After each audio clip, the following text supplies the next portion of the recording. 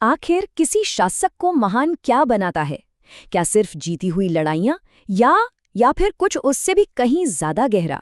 आज हम उसी जीनियस को समझने की कोशिश करेंगे जिसने सिर्फ एक साम्राज्य नहीं बल्कि एक पूरा का पूरा विचार खड़ा कर दिया। नाम है छत्रपति शिवाजी महाराज। सोचिए, अगर सिर्फ जंग जीतना ही महानता का पैमाना होता तो इतिहास तो ऐसे कितनी ही नामों से भरा पड़ा होता है ना। पर ऐसा क्यों है कि कुछ ही लोग वक्त के साथ और भी बड़े और भी महान होते चले जाते हैं? तो चलिए आज इसी पारंपरिक सोच को थोड़ा चैलेंज करते हैं और देखते हैं कि छत्रपति शिवाजी महाराज की महानता का असली आधार उनके तलवार से कहीं कहीं ज्यादा मजबूत क्यों था। अंदाजा लगाइए उनकी शख्सियत का असर कितना गहरा रहा होगा कि उनके सबसे बड़े दुश्मन औरंगजेब तक को ये मानना पड़ा कि उसने शिवाजी जैसा दूरदर्शी और बहादुर दुश्मन नहीं देखा। अब ये तो एक ऐसा सर्टिफिकेट है जो कोई दोस्त नहीं बल्कि दुश्मन दे रहा है, और ये साबित करता है कि उनकी महानता युद्ध के मैदान से बहुत बहुत आगे थी। तो आखिर ये सब शुरू कहाँ से हुआ? चलिए उस अविश्वसनीय सफर पर चलते हैं जहां एक छोटी सी चिंगारी से एक बहुत बड़ी मशाल जली। जरा कल्पना करके देखिए, पुणे की एक छोटी सी जागीर और वहां एक 15 साल का लड़का जिसके पास न कोई बड़ी सेना है न कोई शाही खजाना, और वो उस दौर की बड़ी बड़ी सल्तनतों की आंखों में आंखें डालकर स्वराज्य का सपना देख रहा है।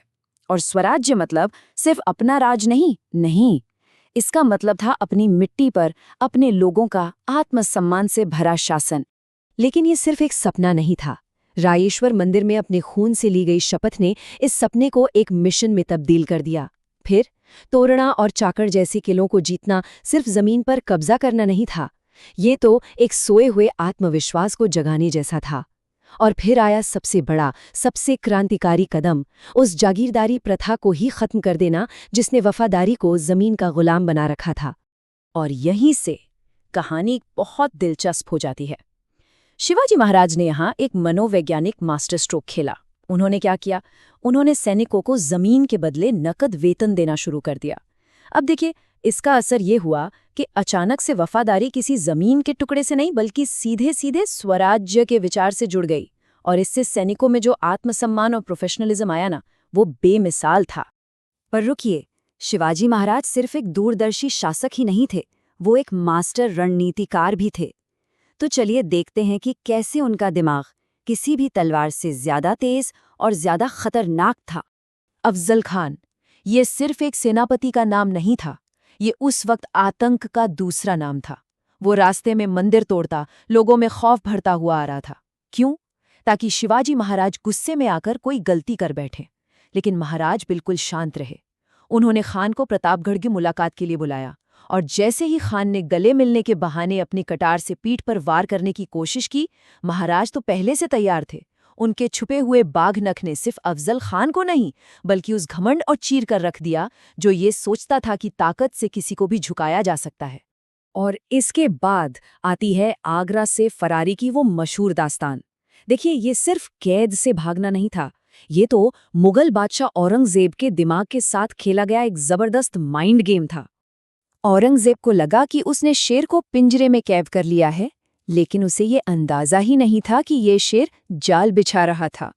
शिवाजी महाराज ने रोज मिठाइयों और फलों की टोकरियां बाहर भिजवानी शुरू की।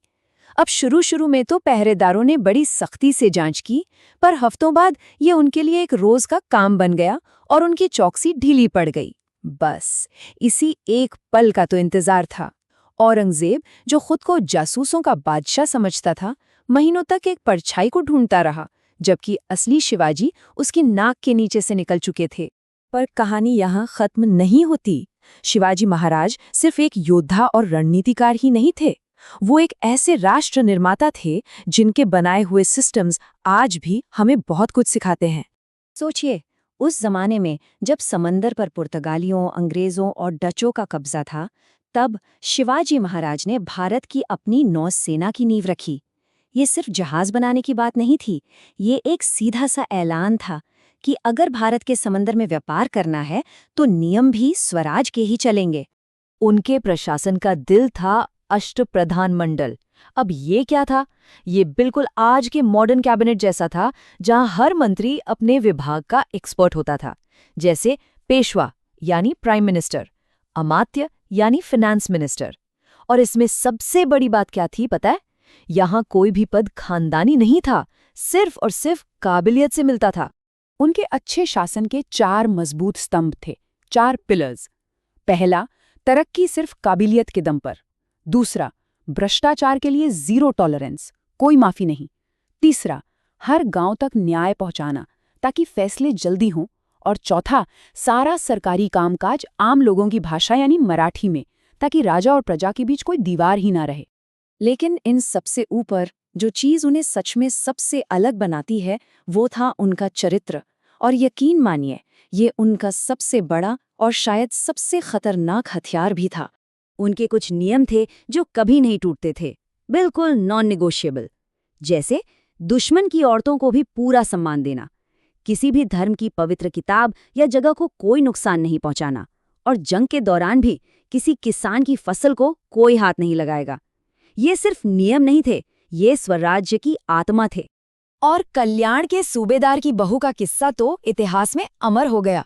जब उसे जीतकर शिवाजी महाराज के सामने पेश किया गया, तो उन्होंने उसकी खूबसूरती की तारीफ में ये नहीं कहा कि वो कितनी सुंदर है, बल्कि कहा, काश हमारी माँ भी इतनी ही सुंदर होती। उन्होंने उसे एक माँ का सम्मान दिया और सुरक्षित वापस भिजवा दिया। सोचिए, उस दौर में ये बात कितनी अकल्पनीय और क्रांतिकारी रही होगी। उनकी जो युद्ध नीति थी, गनी मौकावा यानी गुरिल्ला वॉरफेयर, वो सिर्फ छिपकर हमला करना नहीं था। नहीं, ये अपनी जमीन, अपने पहाड़ों, अपनी घाटियों को ही अपना सबसे बड़ा हथियार बना लेने की कला थी। उन्होंने दुनिया को ये साबित कर दिया कि एक छोटी और समझदार सेना एक बहुत बड़ी और घमंडी सेना को भी कैसे घुटनों पर ला सकती है। तो घूम फिरकर हम उसी सवाल पर आते हैं, आखिर छत्रपति शिवाजी महाराज की असली विरासत क्या है? क्या वो सिर्फ एक राजा थे? नहीं, बिल्कुल नहीं। उनकी महानता उनकी तलवार की लंबाई में नहीं, बल्कि उनके चरित्र की ऊंचाई में थी। वो आज भी हर उस इंसान के लिए एक प्रेरणा है जो शून्य से शुरू करके शिखर तक पहुंचने का हौसला रखता है। उन्होंने सिर्फ जमीन नहीं जीती, उन्होंने एक सोई हुई कौम का स्वाभिमान जगाया। और इसीलिए ये कहना गलत नहीं होगा कि शिवाजी महाराज सिर्फ एक राजा नहीं थे, वे खुद में एक राष्ट्र की परिभाषा थे। एक ऐसा विचार जो आज भी आत्मसम्मान और साहस की मशाल बनकर हम सब के बीच जल रहा है।